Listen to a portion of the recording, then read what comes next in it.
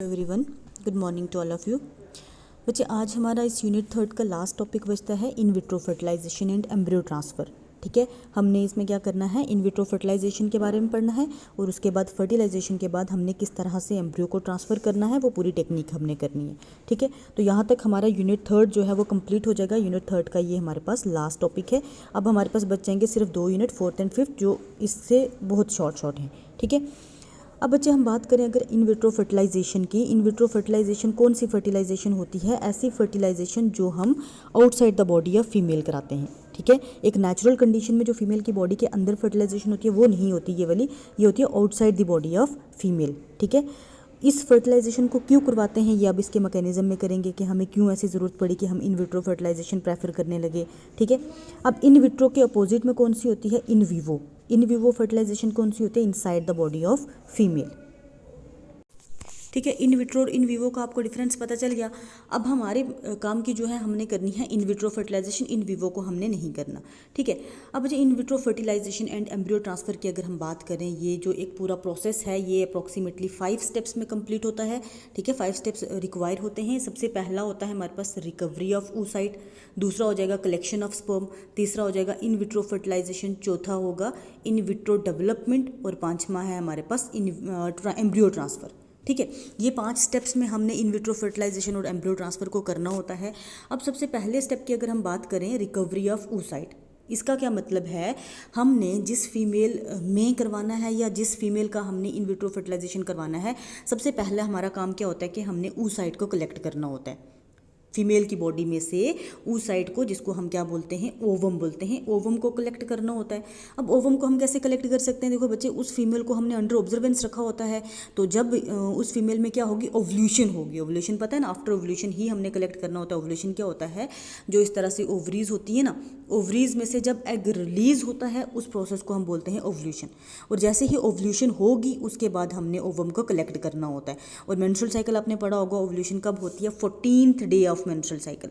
मतलब जब menstrual cycle, एक मेंस्ट्रुअल साइकिल कंप्लीट होती है उसके नेक्स्ट 14th डे में ओवल्यूशन होती है, process of release of egg from the ovary. ठीक है, अब देखो मुझे, ये जो 14th डे है ये टाइम पीरियड थोड़ा बहुत वेरी कर सकता है, इसलिए हमने क्या करना होता है, इसलिए हम क्या करते हैं कि उस फीमेल को पूरा अंडर ऑब्जर्वेंस रखते हैं। और हमारी बॉडी में जब ओवल्यूशन होने वाली होती है उस टाइम पे हमारी बॉडी में हार्मोन्स का लेवल रेज हो जाता है, particularly luteinising hormone and oestrogen का, इनका लेवल रेज हो जाता है। और इनके लेवल रेज होने की वजह से थोड़ा सा स्लाइट सी बॉडी टेम्परेचर भी रेज हो जाता है। ठीक है, अब जब बॉडी टेम्परेचर रेज होगा तो जो ऑब्जर्वर है वो ऑब्जर्व कर लेगा कि अब इसमें क्या है, ओवल्यूशन होने वाली है। ठीक है, तो ओवल्यूशन के टाइम पे हमने क्या करना है, एग को कलेक्ट कर लेना है। अब एग को कलेक्ट कैसे करेंगे? या तो sonographic egg recovery technique use करेंगे, मतलब हमने क्या करना होता है, अल्ट्रासाउंड वगैरह करेंगे, देन उसके अकॉर्डिंगली फ्रॉम द सर्विक्स जो है हम रिमूव करेंगे, यूट्रस से हम इंसर्ट करेंगे कैथेटर को और उससे एग को रिमूव कर देंगे। या फिर दूसरी हमारे पास टेक्निक कौन सी होती है? दूसरी हमारे पास लेप्रोस्कोपिक एग रिकवरी। अब लेप्रोस्कोपिक एग रिकवरी कौन सी टेक्निक होती है बच्चे? इसमें ना एक कैथेटर ही यूज़, कैथेटर नहीं सॉरी, एक ऐसा इंस्ट्रूमेंट यूज़ किया जाता है जो एब्डोमेन को कट करता है। बिल्कुल पतला सा ऐसे इंस्ट्रूमेंट होता है, आगे उसके वो लेंस वगैरह भी लगा होता है। एब्डोमेन को कट करके हम एग को रिमूव करते हैं फ्रॉम द ओवरी। ठीक है, इसमें रिप्रोडक्टिव ट्रैक्ट से इंसर्ट नहीं करते बल्कि एब्डोमेन को कट किया जाता है, सर्जरी के थ्रू हम एग को क्या करते हैं, कलेक्ट करते हैं। ठीक है, अब मुझे देखो, एक और हम इसमें स्टेप क्या करते हैं, इसी में रिकवरी ऑफ oocyte में हम क्या करते हैं, नॉर्मल फीमेल जैसे हर किसी फीमेल में एक मंथ में एक ही एग मेच्योर होता है, लेकिन अगर हम इन विट्रो फर्टिलाइजेशन करवा रहे हैं तो हमारा ये मोटिव होता है कि हमने क्या करना है, एग जो है वो हमारे पास वायबल होना चाहिए। ठीक है, तो कलेक्शन के दौरान कभी कभार कोई एग डैमेज भी हो सकता है, इसलिए हम इस डैमेज को प्रिवेंट करने के लिए क्या करते हैं, उस फीमेल को हार्मोन्स दिए जाते हैं पहले। ठीक है, जिसके बेस पे क्या होता है, वो फीमेल एक से ज़्यादा ओवम प्रोड्यूस करती है, एक से ज़्यादा एग प्रोड्यूस करती है एक ही मंथ में। ठीक है, और उस प्रोसेस को बोलते हैं सुपर ओवल्यूशन। उस प्रोसेस को हम क्या बोलते हैं, सुपर ओवल्यूशन, जिसमें हमने क्या कराना होता है, सुपर ओवल्यूशन, जिसमें एक से ज़्यादा एग को प्रोड्यूस कराया जाता है ताकि हमारे पास वाइबिलिटी जो है वो इंक्रीज़ रहे। ठीक है, अब हमारे पास देखो बच्चे, एग को हमने कलेक्ट कर लिया। सेकंड प्रोसेस हमारे पास आएगा कलेक्शन ऑफ स्पर्म। हमने क्या करना है, स्पर्म्स को कलेक्ट करना है। अब स्पर्म को कैसे कलेक्ट करना है, जो भी हेल्दी मेल है जिसके हमने स्पर्म्स लेने हैं, जिसकी उस पर्टिकुलर फीमेल से शादी हुई है या कोई भी हेल्दी फीमेल मेल की सिमन हम लेंगे। ठीक है। और सीमन को भी हम ऐसा नहीं है कि 5-6 दिन पहले ले लें और फिर हम आराम से यूज़ करें। हाँ, क्रायोजो प्रिजर्व कर सकते हैं, बट मोस्ट प्रोबेबली हम वाइबिलिटी सक्सेस को इंक्रीज़ कराने के लिए क्या करते हैं, बिफोर 30 या 60 मिनट्स, मतलब जब हमने फर्टिलाइजेशन करानी है उसके 60 मिनट्स बिफोर हम क्या करते हैं, सीमन का कलेक्ट करते हैं। अब जैसे ही सीमन का कलेक्ट किया उसको वॉश करेंगे, 2 बार हमने उसको वॉश करना है, देन इसको इनक्यूबेट। देखो वॉश किया तो टेम्परेचर थोड़ा सा डिक्रीज़ कर जाएगा, हमने क्या कराना है, फर्टिलाइज कराना है ओवम के साथ। तो हमें एक जैसे नॉर्मल बॉडी टेम्परेचर ह्यूमंस का होता है ना 37 डिग्री सेल्सियस, तो 37 डिग्री सेल्सियस तक ही हमें चाहिए होता है। तो हम उसको क्या कराएंगे, इनक्यूबेट कराएंगे फॉर 30 मिनट्स। तो इनक्यूबेशन के बाद हम क्या करेंगे, स्पर्म्स को यूज़ करेंगे ओवर द ओवम। ठीक है। नेक्स्ट हमारे पास आ जाएगा, जैसे हमारे पास सेमन स्पर्म्स भी आ गए, हमारे पास ओवम भी आ गया। अब हमारे पास नेक्स्ट टेक्निक आएगी इन विट्रो फर्टिलाइजेशन। हमने क्या करना है, पेट्री डिश में ओवम डाला हुआ था, अब इस ओवम के ऊपर हमने एक्टिव स्पर्म्स डालने हैं। अब एक्टिव स्पर्म्स कैसे पता चलेगा, हमारे पास तो सीमन है, उसमें से हमें कैसे पता चलेगा कि एक्टिव स्पर्म्स कौन से हैं। बच्चे जो ये हमारे पास सीमन है ना, जो इसकी सरफेस पे होते हैं ना मोस्टली, वो एक्टिव स्पर्म्स होते हैं जो सरफेस पे होते हैं। तो हमने सरफेस से अप्रॉक्सीमेटली 10,000 तक स्पर्म्स हैं हमने एग पे डालने हैं। ठीक है।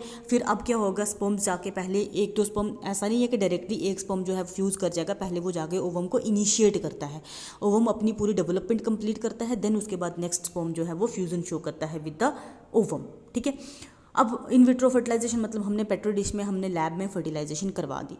अब जाइगोट जो बन गया, जाइगोट को डायरेक्टली आफ्टर फर्टिलाइजेशन हम ट्रांसप्लांट नहीं कर सकते। हम क्या करते हैं, हम जाइगोट को थोड़ा बहुत डिवाइड होने देते हैं, ताकि पता भी चले कि इंश्योर हो कि हमारा ये जो जाइगोट बना है ये वाइबल है कि नहीं। ठीक है। उस इंश्योरिटी के लिए हमने नेक्स्ट टेक्निक जो करनी होती है, इन विट्रो डेवलपमेंट। हमने क्या करानी है, इन विट्रो डेवलपमेंट मतलब जो जाइगोट बना है उसको थोड़ा बहुत डेवलप होने देंगे। अब डेवलपमेंट भी डिपेंड करती है, कभी कभार तो हम उसको 2 to 8 सेल स्टेज मोरूला पे ही क्या कराते हैं, ट्रांसप्लांट करा देते हैं। देखो मुझे जब जाइगोट बनता है ना, ये हमारे पास आ गया जाइगोट, जाइगोट बनेगा तो ये सबसे पहले 2 सेल स्टेज बनाता है। और ह्यूमंस में अनइक्वल होलोब्लास्टिक क्लीवेज, मतलब अनइक्वल टाइप के सेल्स और होलोब्लास्टिक कंप्लीट सेल जो है डिवाइड होता है। ठीक है। ये 2 सेल स्टेज बनेगी, देन उसके बाद 4 सेल स्टेज बनेगी, देन उसके बाद 8 सेल स्टेज बनती है, देन उसके बाद 16 सेल। तो हम क्या करते हैं, कुछ दिनों तक, 1 या 2 दिन लगते हैं अप्रॉक्सीमेटली आफ्टर फर्टिलाइजेशन ये स्टेज बनने में। तो हम या तो 8 सेल स्टेज तक बनाते हैं, डेवलप होने देते हैं, या कभी कभार हम उसको ब्लास्टुला मतलब 32 सेल स्टेज तक भी डेवलप होने देते हैं। ठीक है। डिपेंड करता है, कभी कभार हम 8 सेल स्टेज मोरूला को ट्रांसप्लांट करते हैं और कभी कभार हम 32 सेल स्टेज को ट्रांसप्लांट करते हैं। ठीक है। इन शॉर्ट हमने यहाँ पे इन विट्रो डेवलपमेंट में क्या है कि एम्ब्रियो को डेवलप करवाना है। ठीक है। उसके बाद हमारे पास आता है नेक्स्ट जो है एम्ब्रियो ट्रांसफ़र। अब मुझे एम्ब्रियो ट्रांसफ़र में हमने क्या करना होता है, एम्ब्रियो ट्रांसफ़र में मैंने जैसे अभी बोला, या तो हम 8 सेल स्टेज रखेंगे या हम 32 सेल स्टेज रखेंगे। तो अगर हमने 8 सेल स्टेज रखी है तो उसको हमने ट्रांसफ़र कराना होता है फेलोपियन ट्यूब में। और जो टेक्निक हम यूज़ करते हैं वो होती है जिफ्ट। जिफ्ट का मतलब क्या है, zygote intrafallopian transfer, zygote intrafallopian transfer. ठीक है। इस टेक्निक के थ्रू हमने क्या करना होता है, हमने उस पर्टिकुलर जाइगोट को फेलोपियन ट्यूब में, जाइगोट सॉरी नहीं बोलेंगे उसको, हम बोलेंगे मोरूला, उसको फेलोपियन ट्यूब में ट्रांसफ़र कराना होता है। फिर फेलोपियन ट्यूब से खुद वो आता है कहाँ पे, यूट्रस में। ठीक है। लेकिन अगर हमने उसको ब्लास्टुला स्टेज तक लाया है, 32 सेल स्टेज बना दी है, तो हम उसको यूट्रस में ट्रांसप्लांट करेंगे, ना कि फेलोपियन ट्यूब में। तो टेक्निक कौन सी यूज़ होगी, इंट्रा यूट्राइन फेलोपियन ट्रांसफ़र। ठीक है। कौन सी technique, intra uterine fallopian transfer, sorry fallopian नहीं, इंट्रा यूट्राइन ट्रांसफ़र। यूट्रस में हम डायरेक्टली क्या करेंगे, ट्रांसफ़र करेंगे। अब अजी जब हमने यूट्रस में ट्रांसफ़र किया, एम्ब्रियो ट्रांसफ़र में थोड़ा सा और प्रोसेस रहता है। हम क्या करेंगे, जो डेवलपिंग एम्ब्रियो, चाहे वो हमने फेलोपियन ट्यूब में ट्रांसफ़र किया है, चाहे वो हमने यूट्रस में ट्रांसफ़र किया है, उसके साथ थोड़ा बहुत कल्चर मीडियम भी डालते हैं। कल्चर मीडियम डालेंगे तभी जाके वो वहाँ पे खुद को क्या कर पाएगा, एडजस्ट कर पाएगा। देन उसके बाद कल्चर मीडियम के साथ या तो यूट्रस में ट्रांसफ़र करेंगे या फेलोपियन ट्यूब में। ट्रांसफ़र किसके साथ करते हैं, टेफ्लॉन कैथेटर। और ये टेफ्लॉन कैथेटर क्यों यूज़ किया जाता है बच्चे, इससे बॉडी में कोई रिएक्शन नहीं होता। टेफ्लॉन जो है वो एक इस तरह का इंस्ट्रूमेंट होता है जिससे बॉडी में कोई खासा रिएक्शन, खास के बिल्कुल रिएक्शन होता ही नहीं। और जो ये ट्रांसफ़र का मेथड है ना, एम्ब्रियो ट्रांसफ़र का मेथड बिल्कुल पेनलेस होता है, पेनलेस होता है। सोनोग्राफी वगैरह पहले से करी होती है, पता होता है कि यूट्रस में एंडोमेट्रियल थिकनिंग हुई है या नहीं हुई है। तो हम क्या करते हैं, टेफ्लॉन कैथेटर को यूज़ करते हैं। इतना पेनलेस प्रोसेस होता है कि इसके लिए एनेस्थीसिया की भी रिक्वायरमेंट नहीं होती है, एनेस्थीसिया की भी रिक्वायरमेंट नहीं होती, बड़ा नॉर्मल सा प्रोसेस होता है। ठीक है। लेकिन अब हमारे पास सरोगेट मदर का कंसेप्ट मैंने आपको बताया हुआ। सरोगेट मदर मतलब जिससे हमने ओवम लिया उसको हम यूज़ नहीं कर रहे, उसके अलावा कोई और फीमेल यूज़ कर रहे हैं। ठीक है बच्चे। तो हम सरोगेट मदर भी यूज़ कर सकते हैं। सरोगेट मदर कब यूज़ की जाती है? अगर फीमेल के यूट्रस में कुछ प्रॉब्लम है, वहाँ इम्प्लांटेशन नहीं हो पा रही, तो हम क्या करते हैं, किसी और फीमेल को हम क्या करते हैं, उसको यूज़ करते हैं फॉर प्रेगनेंसी। ठीक है, अब जो और फीमेल है उससे हमने ओवम तो कलेक्ट नहीं किया, उसकी बॉडी में हमने इस तरह से हार्मोन्स इंसर्ट कराए होते हैं कि उसकी बॉडी खुद को प्रिपेयर कर रही होती है फॉर प्रेगनेंसी। ठीक है, तो उसकी बॉडी में हमने क्या करना होता है, इंसर्ट करना होता है, ये सारा प्रोसेस जो है ये सरोगेट मदर में यूज़ करना होता है। ठीक है, लेकिन ह्यूमंस में थोड़ा सरोगेसी का इशू रहता है, सरोगेसी उतनी प्रेफर नहीं की जाती कंपैरिजन टू अदर एनिमल्स। ठीक है, अब बच्चे इसके सिग्निफिकेंस क्या है? सिग्निफिकेंस मतलब हमें क्या बेनिफिट होते हैं इसके? सबसे पहला सिग्निफिकेंस तो ये इनफर्टिलिटी को क्योर करता है। ह्यूमंस के केस में, चाहे वो मेल में हो चाहे वो फीमेल में हो, इनफर्टिलिटी जो आ जाती है उसको हम क्या करते हैं, इससे आराम से क्योर कर सकते हैं। उसके बाद it enhances rapid multiplication of animals. कुछ एक एनिमल्स की हम क्या कराते हैं, रैपिड मल्टीप्लिकेशन कराते हैं, और उस रैपिड मल्टीप्लिकेशन से हमें उनका नंबर क्या हो जाता है, इंक्रीज़ हो जाता है। ठीक है, हम उनका नंबर क्या कर सकते हैं, इंक्रीज़ कर सकते हैं। देन उसके बाद हम embryo can be cryo preserved. हाँ देखो बच्चे, कुछ ऐसे स्पीशीज़ है ना जो एक्सटिंक्ट होने वाली हैं, तो उनके एम्ब्रियो को हम क्रायो प्रिजर्व रख सकते हैं। क्रायो प्रिजर्व पता क्या होता है? क्रायो प्रिजर्वेंट्स होते हैं कुछ ऐसे सब्सटेंसेस, जैसे कि एक नाइट्रोजन गैस होता है, उसमें हमने जितने मर्जी साल तक हम कोई भी सीड रखें, कोई भी एम्ब्रियो रखें, ना तो वो डेवलप करेगा ना वो डिग्रेड होगा।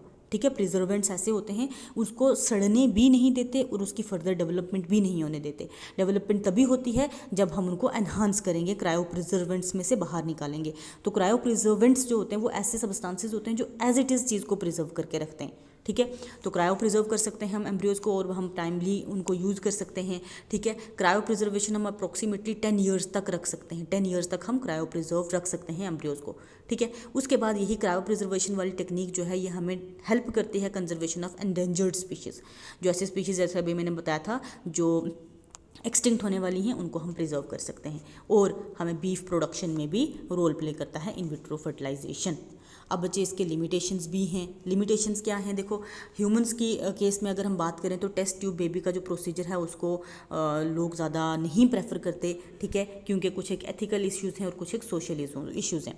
बच्चे हमारी अगर फैमिली की अपनी बात करूँ ना, मैं अपने यहाँ मिडिल क्लास जो लोग हैं, हमारा ये रहता है कि अगर कोई फीमेल या मेल इनफर्टाइल है, इनफर्टाइल का मतलब उनमें बेबी की प्रेगनेंसी नहीं कंसीव हो रही, बेबी नहीं हो रहा, तो वो उस इनफर्टिलिटी को क्योर पता कैसे करते हैं? Second marriage. Very simple and clear चीज़ होती है कि दूसरी शादी कर लो। ठीक है, लेकिन अगर कोई ऐसे कपल हैं जिनके पास जो वेल अर्निंग है, वेल टू डू हैं, वो सेकेंड मैरिज को छोड़ के वो इन विट्रो फर्टिलाइजेशन का प्रोसेस को प्रेफर कर सकते हैं। बट हमारे यहाँ पे उतना वेल एक्सेप्टेड नहीं है। ठीक है, क्योंकि सेकंड मैरिज उससे कई गुना ज़्यादा उनको इजी लगती है। ठीक है, तो इसलिए थोड़ा सा ये इश्यूज़ रेज हो जाते हैं। तो ह्यूमन में थोड़ी बहुत ये कम यूज़ होती है, उतनी रेंडमली यूज़ नहीं होती, बड़ी रेयर यूज़ होती है। ठीक है, उसके बाद इसका दूसरा जो सेकंड मेन चीज़ रहती है वो है कि एक्सपेंसिव होती है। ठीक है, ये जो टेक्निक है उतनी ईजी नहीं होती, एक्सपेंसिव।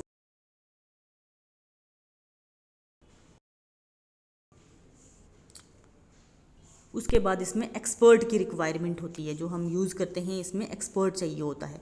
ठीक है, देन उसके बाद सरोगेट मदर यूज़ अगर हम करेंगे तो वो इमोशनल, मॉरल और लीगल इश्यूज़ को रेज़ करती है। मतलब जैसे अगर एक फ़ीमेल है, उसको हमने जस्ट सरोगेसी के लिए यूज़ किया है, सरोगेसी के लिए यूज़ किया मतलब उसमें हमने क्या किया है, बेबी की डेवलपमेंट, प्रेगनेंसी करवाई है। देन उसके बाद आफ्टर बर्थ जो है हम बेबी उससे ले लेते हैं, उसको बोलते तुम अपने घर जाओ। तो इस वजह से उस फीमेल जिसमें हमने प्रेगनेंसी करवाई है, वो इमोशनली, क्योंकि अपने बच्चे से इमोशनली अटैच हो गई है, तो इमोशनली जब अटैच हो जाएगी तो उसको प्रॉब्लम होती है अपना बच्चा दूसरे को देने में। ठीक है, तो ये थोड़े बहुत इश्यूज़ रहते हैं ह्यूमन के केस में, इसीलिए ह्यूमंस क्या करते हैं, सेकंड मैरिज को प्रेफर करते हैं over the in vitro fertilisation. ठीक है, तो बच्चे ये हमारे यूनिट 3 का लास्ट टॉपिक था। अब अगर आपको कहीं पे भी कोई भी कन्फ्यूजन होगी आप मुझे डायरेक्टली पूछ सकते हो।